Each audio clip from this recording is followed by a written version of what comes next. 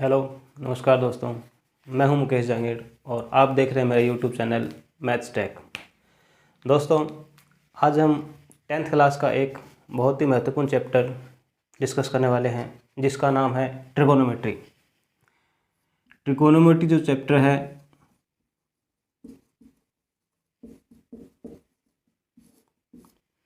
ये पूरी गणित का जो बेस कह सकते हो आप, या एक जो आधार है वो है, क्योंकि जो पूरी 11th की और जो 12th की जो गणित है वो इसी चैप्टर के ऊपर आधारित है। अब 10th क्लास में जो ट्रिगोनोमेट्री चैप्टर है वो बिल्कुल बेसिक से हमें दिया गया है, मतलब बिल्कुल छोटा सा रूप है इसका। अब इस रूप को हम डिस्कस करते हैं केवल 10th क्लास के लेवल के लिए।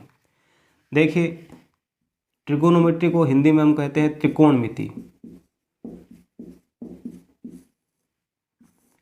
इसको हम कहते हैं त्रिकोणमिति। त्रिकोणमिति का जो सीधा सा मतलब है वो है तीन कोणों से बनी ज्यामिति।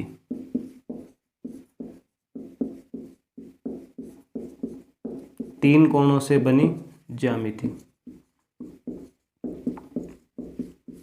तीन कोणों से बनी जो ज्यामिति होती है उसका सीधा सा मतलब होता है त्रिभुज, क्योंकि तीन कोण केवल किसके अंदर होते हैं? त्रिभुज के अंदर होते हैं। त्रिभुज तीन कोणों से बनी हुई ज्यामिति या आकृति होती है। तो त्रिकोणमिति में मुख्य रूप से हम त्रिभुज के बारे में अध्ययन करते हैं। अब यहाँ पर जो त्रिकोणमिति होती है इसके अंदर जो त्रिभुज हम काम में लेते हैं वो एक राइट ट्रायंगल लेते हैं।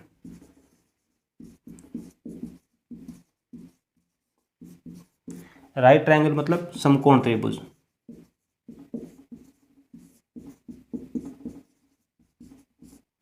त्रिकोणमिति के अंदर हम जो त्रिभुज काम में लेंगे वो लेंगे केवल और केवल समकोण त्रिभुज।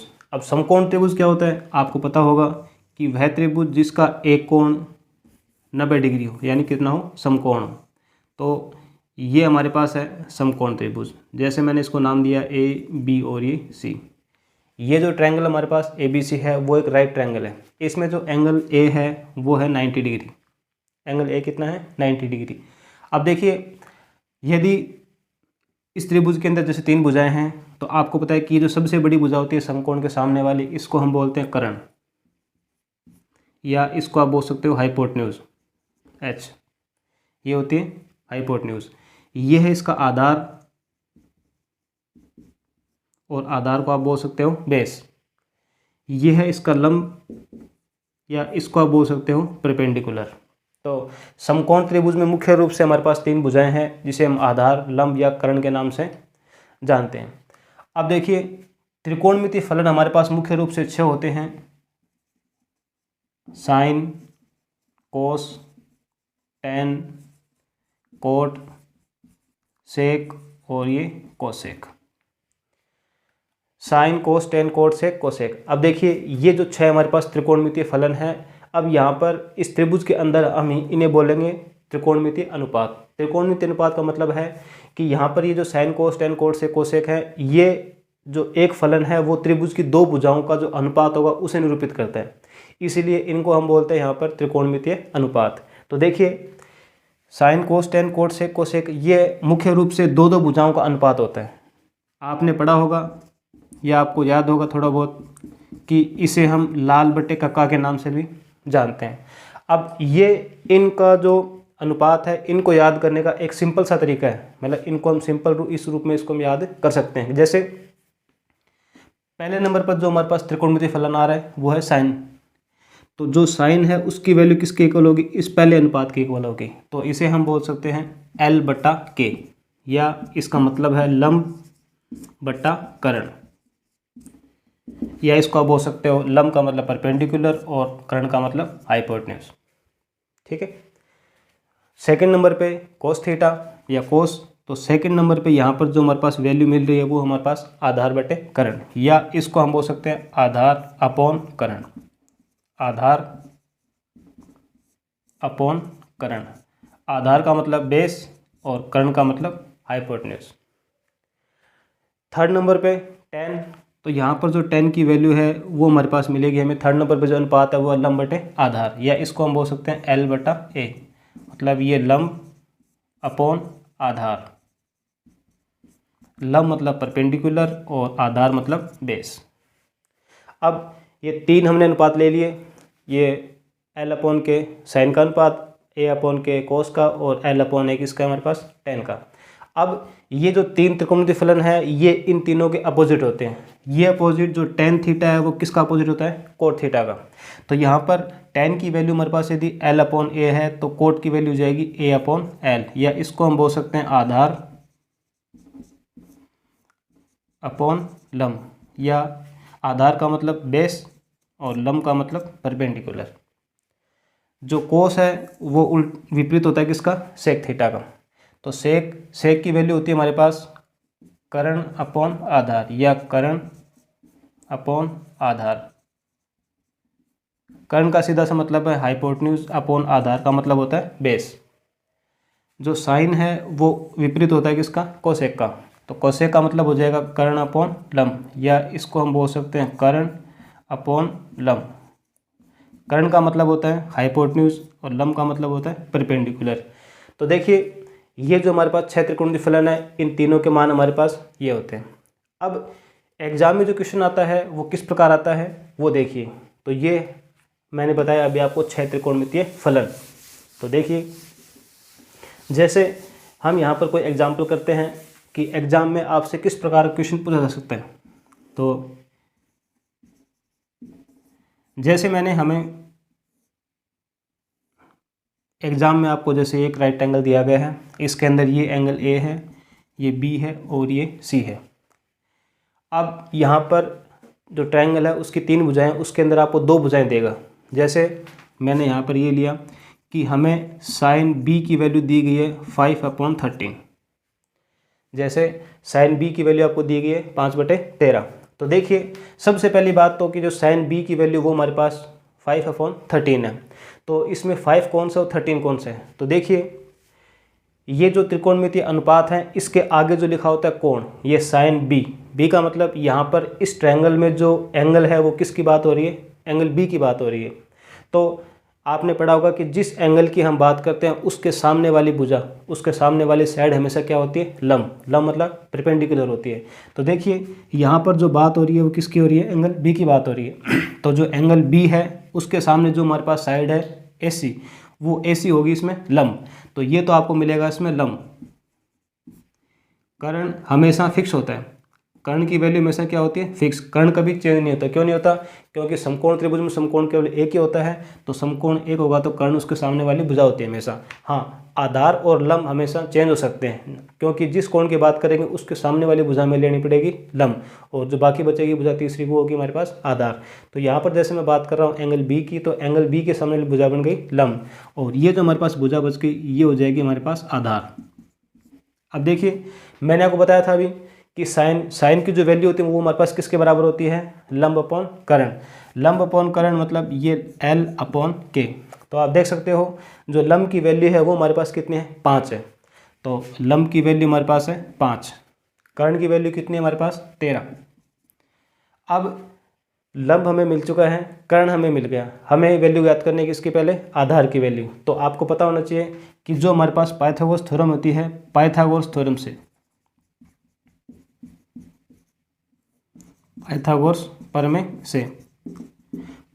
प्रमेय से यदि हमें आधार की वैल्यू फाइंड आउट करनी हो तो आधार स्क्वायर इक्वल्स टू क्या होता है, कर्ण स्क्वायर माइनस लंब का स्क्वायर। कर्ण की वैल्यू कितनी है 13, तो ये 13 का स्क्वायर माइनस लंब की वैल्यू इसमें कितनी है 5, तो ये 5 का स्क्वायर 169 माइनस 25, तो ये हमें मिलेगा 144। तो आप देख सकते हो जो आधार है उसकी वैल्यू अंडर रूट के अंदर 144। तो यहाँ पर जो हमारे पास आधार है उसकी वैल्यू मिल जाएगी हमें 12। तो मतलब जो आधार है हमारे पास वो कितना है 12 सेंटीमीटर, या फिर 12 होगा इसमें। अब जैसे यदि मैं आपसे बात करूं कि हमें साइन बी की वैल्यू दी गई है तो अन्य सभी त्रिकोणमितीय अनुपात किसके लिए, एंगल बी के लिए फाइंड आउट करो। तो जैसे हमें साइन बी तो दिया गया है, हम यहाँ पर cos b, tan b, cot b, sec b और ये कोसेक बी, इनकी वैल्यू हमें यहाँ पर फाइंड आउट करनी है। तो देखिए सबसे पहली बात, अब ये जो हमें वैल्यूज़ फाइंड आउट करनी है वहाँ पर कौन कौन सा है, एंगल बी है सबके लिए। तो जब एंगल सबका बी है तो जो बी होगा उसके सामने वाली भुजा में क्या लेनी पड़ेगी, लंब लेनी पड़ेगी। तो देखिए कोस की वैल्यू फाइंड आउट करते हैं। कोस की वैल्यू कितनी आती है, A/K। तो आधार बटे कर्ण, आधार की जो वैल्यू हमारे पास कितनी है 12 अपॉन कर्ण की वैल्यू कितनी है 13 है। टेन की वैल्यू कितनी होती है, लंब बटे आधार। तो लंब की जो वैल्यू हमारे पास है वो 5 और आधार की वैल्यू इसमें कितनी है 12। टेन का अपोजिट कोट, तो जब टेन की वैल्यू 5/12 है तो कोट की वैल्यू कितनी हो जाएगी इसमें 12/5। सेक अभी किसका अपोजिट बताया मैंने आपको, कोस का अपोजिट होता है सेक। तो कोस की वैल्यू कितनी हमारे पास 12/13, तो सेक की वैल्यू क्या हो जाएगी, इसकी अपोजिट 13/12। तो ये हो जाएगा 13/12। कोसेक, कोसेक किसका अपोजिट बताया अभी आपको, साइन का अपोजिट। तो साइन की वैल्यू कितनी हमारे पास 5/13, तो कोसेक की वैल्यू कितनी हो जाएगी 13/5। तो देखिए ये हमारे पास सभी वैल्यूज़ मिल गई हमें, साइन, कोस, टेन, कोट, सेक और कोसेक। ये जो वैल्यूज़ हमने अभी फाइंड आउट की हैं वो किसके लिए फाइंड आउट किए हैं, एंगल बी के लिए। किसके लिए फाइंड आउट किए, एंगल बी के लिए।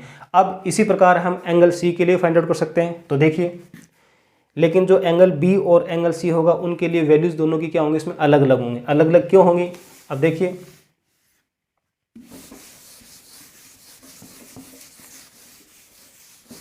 जैसे यहाँ पर मुझे वैल्यूज़ फाइंड आउट करनी है साइन सी, कोस सी, टेन सी, कोट सी, सेक सी और ये कोसेक सी।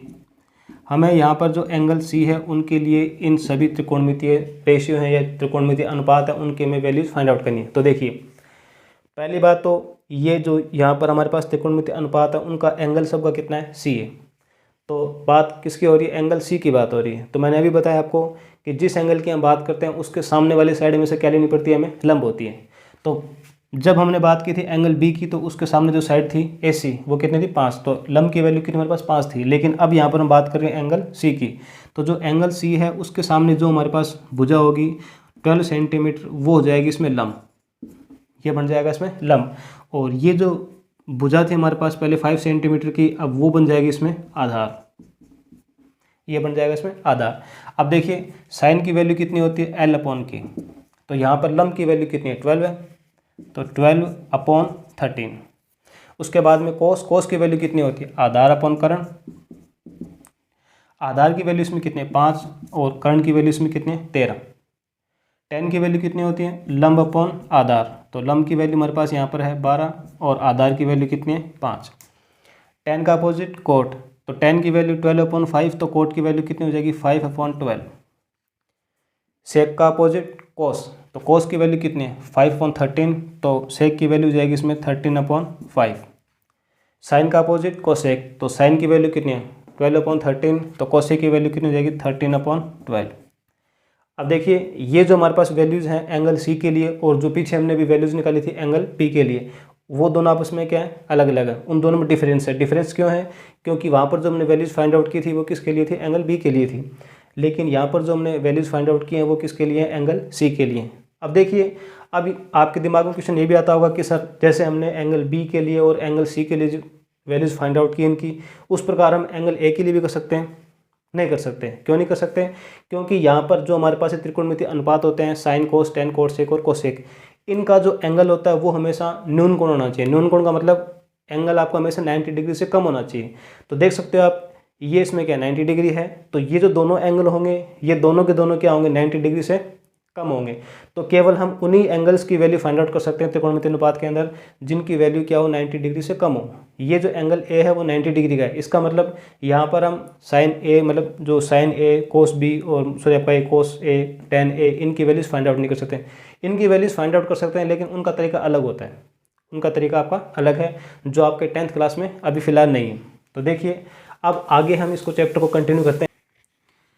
ट्रिगोनोमेट्री जो फंक्शन होते हैं वो 6 होते हैं।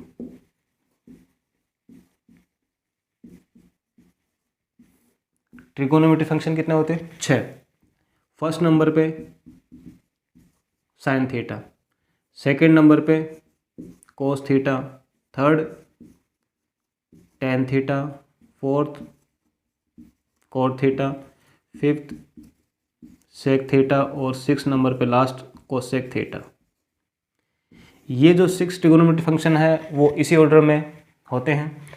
अब इनमें आपस में एक रिलेशन आपको होता है, जो साइन थीटा वो किसके अपोजिट होता है, कोसेक थीटा के अपोजिट। इसी प्रकार कोसेक है वो साइन का अपोजिट होता है। कोस थीटा है वो किसका अपोजिट होता है, सेक थीटा का। इसी प्रकार सेक कोसेक का अपोजिट होता है। और इसी प्रकार टेन थीटा वो कोट थीटा का अपोजिट होता है, और कोट थीटा टेन थीटा का अपोजिट। अपोजिट का मतलब यदि हम इसको समझें तो जो साइन थीटा की जो वैल्यू होती है वो 1 कोसेक थीटा के इक्वल होती है। इसी प्रकार cosec theta equals to 1 sine theta. बात करता हूँ कोस थीटा की, तो कोस थीटा अपोजिट है सेक थीटा का, तो कोस थीटा अपॉन ये इसको हो जाएगा 1 सेक थीटा, और sec theta equals to 1 cos theta. Tan theta equals to 1 cot theta, और cot theta equals to 1 tan theta. ये ट्रिगोनोमेट्री फंक्शन एक दूसरे के इन्वर्सली प्रोपोर्शनल होते हैं। Sine theta equals to 1 cosec theta, और cosec theta equals to 1 sine theta. इसी प्रकार cos theta equals to 1 sec theta, और sec theta equals to 1 cos theta. Tan theta equals to 1 cot theta, और cot theta equals to 1 tan theta. ये तो हमारे पास बात हुई इनके इन्वर्सली प्रोपोर्शनल की। अब हमें यहाँ पर मुख्य रूप से जो 3 सरसमीकाएँ होती हैं जिनको हम बोलते हैं आइडेंटिटीज़, जो 3 हमारे पास आइडेंटिटीज़ होती हैं उसमें जो फर्स्ट नंबर पे है वो होती है sine square theta plus cos square theta equals to 1। मुख्य रूप से पहली जो सरसमीका है या आइडेंटिटीज़ जिसको आप कह सकते हो वो हमारे पास यही होती हैं। अब इसको हम अलग अलग फॉर्म में इसको हम लिख सकते हैं, जैसे sine square theta equals to क्या होता है 1 कोस स्क्वायर थीटा होता है। इसी प्रकार यदि हमें कोस स्क्वायर थीटा की वैल्यू फाइंड आउट करनी हो तो वो हो जाएगी 1 के sine square theta. Second number पे जो हमारे पास आइडेंटिटीज होती है वो 1 tan square theta equals to होती है सेक स्क्वायर थीटा। मुख्य रूप से ये है, और इसको हम यदि हमें वैल्यू निकालनी हो sec square theta minus tan square theta की, तो वो किसके इक्वल होगा, 1 के इक्वल होगा। इसी प्रकार यदि हमें टेन स्क्वायर थीटा की वैल्यू फाइंड आउट करनी हो तो वो हो जाएगा सेक स्क्वायर थीटा -1 के इक्वल होगा। थर्ड नंबर पे जो हमारे पास आइडेंटिटीज आती है वो है 1 cot square theta equals to cosec square theta. अब इसको हम इस प्रकार भी लिख सकते हैं कि cot square theta equals to क्या हो जाएगा कोसेक स्क्वायर थीटा -1, और cosec square theta minus cot square theta equals to हो जाएगा 1। अब ये जो 3 सरसमीकाएँ हैं ये मुख्य रूप से इसी प्रकार होती हैं, लेकिन इनको हम अलग अलग रूप से इसको हम इस प्रकार भी लिख सकते हैं। अब इन्हीं सरसमीकाओं के आधार पर, और ये जो मैंने आपको बेसिक समझाया इसी के आधार पर हम इसके कुछ क्वेश्चन करते हैं जो पिछले हमारे बोर्ड क्लासों में आए हुए हैं।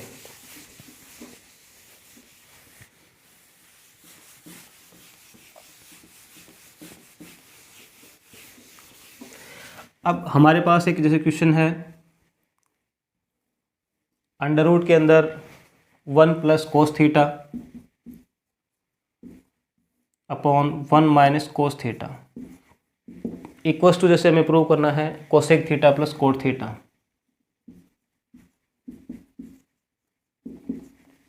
ये जो क्वेश्चन है वो हमारे पास RBSC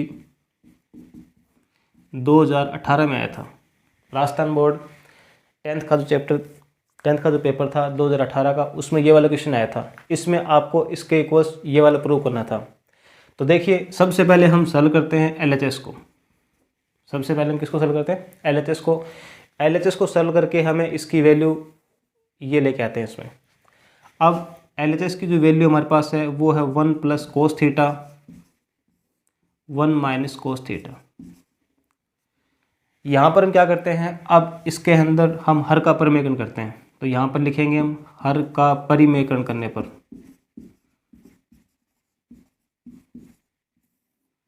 हर का परिमेयकरण करने पर। अब परिमेयकरण का मतलब आप क्या समझते हो? देखिए, परिमेयकरण दो प्रकार से किया जा सकता है। परिमेयकरण हम हर का भी कर सकते हैं और अंश का भी कर सकते हैं। जैसे हमारे पास जैसे कोई फंक्शन है a plus B upon X minus Y, इस प्रकार कोई वो फंक्शन दिया गया। यदि हम इसका परिमेयकरण कर सकते हैं, हर का भी कर सकते हैं और परिमेयकरण इसका अंश का भी कर सकते हैं। परिमेयकरण का सीधा सा मतलब होता है कि जिसका हम परिमेयकरण कर रहे हैं अंश या हर का, अब उसका चिन्ह देखना है। यदि हम यहाँ पर परिमेयकरण करते हैं हर का, तो हर के अंदर हमें क्या वैल्यू दी गई है, एक्स माइनस वाई। तो इसका मतलब क्या होगा, इसके अपोजिट जो साइन होगा उससे हम इसको मल्टीप्लाई करेंगे और डिवाइड करेंगे। हमारे पास यदि यहाँ पर x माइनस वाई है तो इसका मतलब क्या हो जाएगा, यदि हम यहाँ पर हर का परिमेयकरण करते हैं तो x प्लस वाई से इसको मल्टीप्लाई और x प्लस वाई से इसको डिवाइड करेंगे। इसी प्रकार हमें यदि परिमेयकरण करना हो अंश का, परिमेयकरण करना हो हमें अंश का, तो हम क्या करेंगे, अंश में जो हमें संख्या दी गई a प्लस बी, इसके अपोजिट साइन मतलब a माइनस बी, हम इसको a माइनस बी से मल्टीप्लाई और इसको डिवाइड करेंगे। तो ये तो होता है हर का परिमेयकरण, इसको बोलते हैं हम हर का परिमेयकरण और इसे हम बोलते हैं अंश का परिमेयकरण। तो परिमेयकरण हम दोनों ही प्रकार से कर सकते हैं, अंश का भी कर सकते हैं और हर का भी कर सकते हैं। अब इस क्वेश्चन में हम परिमेयकरण कर रहे हैं यहाँ पर हर का। तो अब देख सकते हो कि हमारे पास यहाँ पर 1 plus cos theta upon 1 minus cos theta है। तो यदि हम यहाँ पर हर का परिमेयकरण करते हैं तो हर के अंदर 1 माइनस कोस थीटा है, इसका मतलब इसको मैं 1 प्लस कोस थीटा से मल्टीप्लाई और 1 प्लस कोस थीटा से इसको डिवाइड करता हूँ। तो 1 plus cos theta into 1 plus cos theta, तो ये दो स्टेप्स होगी इसमें। तो इसको मैं क्या ले सकता हूँ, 1 प्लस कोस थीटा का whole square upon a minus B into A plus B. तो आपको पता होगा a minus B into A plus B, इसकी जो वैल्यू होती है वो कितनी होती है, A square minus B square. तो इस फॉर्मूले से 1 माइनस कोस थीटा और 1 प्लस कोस थीटा की जो वैल्यू है वो मैं क्या लिख सकता हूँ, 1 का स्क्वायर और माइनस क्या हो जाएगा, cos square theta, under root के अंदर 1 प्लस कोस थीटा का होल स्क्वायर अपॉन 1 का स्क्वायर 1 ही होता है, 1 माइनस यह हमें मिल जाएगा कोस स्क्वायर थीटा। अब आप देख सकते हो अंडर रूट के अंदर 1 प्लस कोस थीटा का होल स्क्वायर। मैंने आपको बताया था फर्स्ट सरसमीका से हमारे पास, देखो जो फर्स्ट सरसमीका थी वो क्या थी, sine square theta plus cos square theta equals to 1। यदि हम यहाँ से 1 माइनस कोस स्क्वायर थीटा की वैल्यू फाइंड आउट करें तो यदि कोस स्क्वायर उधर लेके जाएं तो हमें मिलेगा sine square theta equals to क्या हो जाएगा, 1 माइनस के कोस स्क्वायर थीटा। ये हमारे पास एक फॉर्मूला बन गया फर्स्ट सरसमीका से। तो 1 माइनस कोस स्क्वायर थीटा की जो वैल्यू है वो किसके इक्वल आ गई, साइन स्क्वायर थीटा के इक्वल। तो यहाँ पर 1 माइनस कोस स्क्वायर थीटा की जगह मैं क्या ले सकता हूँ, साइन स्क्वायर थीटा। अब आप देख सकते हो 1 प्लस कोस थीटा का होल स्क्वायर है और अपॉन में क्या है, साइन थीटा का स्क्वायर भी है, तो इसे मैं क्या ले सकता हूँ, 1 plus cos theta upon sine theta इस पूरे का होल स्क्वायर। अब ये जो स्क्वायर है इससे ये अंडर रूट क्या हो जाएगा, कैंसिल क्यों हो जाएगा, क्योंकि अंडर रूट का सीधा सा मतलब क्या होता है, पावर इसकी 1/2 होती है। तो इसकी पावर 1/2 और ये स्क्वायर, तो ये स्क्वायर से 1/2 पावर क्या हो जाएगी, कैंसिल हो जाएगी। तो हमें यहाँ पर क्या मिलेगा, 1 plus cos theta upon sine theta. यदि हम इसको अलग अलग करते हैं अब, तो अलग अलग करने पर 1 upon sine theta plus cos theta upon sine theta. अभी बताया था मैंने आपको 1 अपॉन साइन थीटा की वैल्यू कितनी होती है, कोसेक थीटा होती है। तो ये जो 1 अपॉन साइन थीटा है इसकी वैल्यू कितनी मिल जाएगी हमें, cosec theta plus cos theta upon sine theta की वैल्यू किसके इक्वल होगी, कोट थीटा के इक्वल। तो ये हमें मिल जाएगा कोट थीटा। हमने सॉल्व किया LHS को और हमें इसकी वैल्यू क्या प्रूव करनी थी, cosec theta plus cot theta. तो देख सकते हो आप इसके अंदर हमें इसकी वैल्यू क्या मिल रही है, cosec theta plus cot theta. तो इस प्रकार ये वाला क्वेश्चन था।